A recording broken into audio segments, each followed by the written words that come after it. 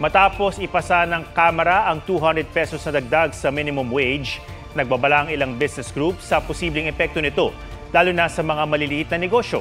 Sabi ng Malacanang, titimbangin ng Pangulo ang posibleng epekto sa ekonomiya ng panukalang wage hike. May report si JP Soriano.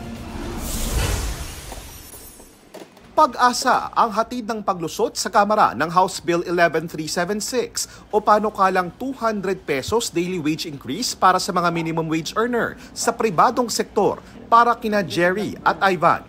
Parehong nagtatrabaho pero nagigipit pa rin sa budget. Sana matuloy na para at least kahit paano malaking bagay sa amin yun na manggagawa. Anything na additional is good para sa mga katulad namin. Mas mataas ang naipasang panukala ng Kamara kumpara sa naunang naaprubahan ng Senado na 100 pesos wage hike.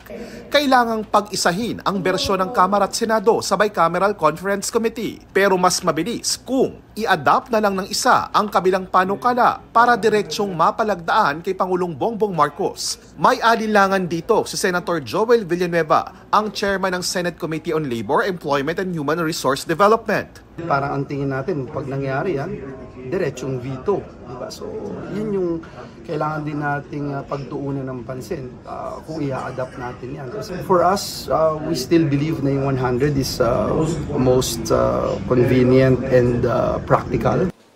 Ang Malacanang titignan daw muna kung ano ang magiging epekto nito sa ekonomiya ng bansa. Nais po ng Pangulo na maibigay kung ano po ang makakabuti sa mga manggagawang Pilipino. Titignan ng lahat ng aspeto at ang concerns ng lahat ng stakeholders. Nag-aalala rin ang ilang business groups tulad ng Philippine Chamber of Commerce and Industry o PCCI.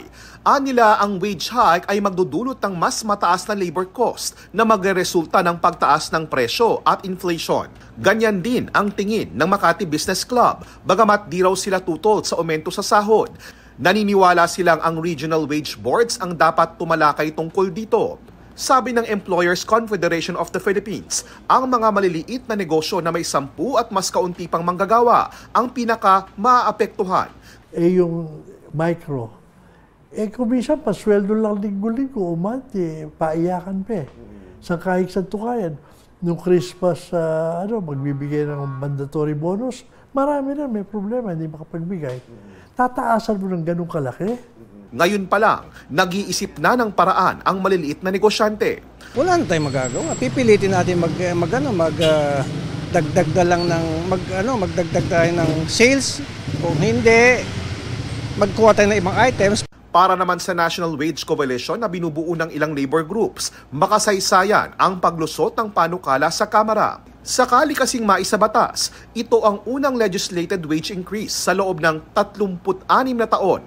Ayon sa datos ng National Wages and Productivity Commission na kinalap ng GMA Integrated News Research. Ito rin ang magiging pinakamalaking dagdag sahod sa nakaraang 6 na administrasyon. JP Soriano, nagbabalita para sa GMA Integrated News. Huwag magpahuli sa mga balitang dapat niyong malaman. Mag-subscribe na sa GMA Integrated News sa YouTube.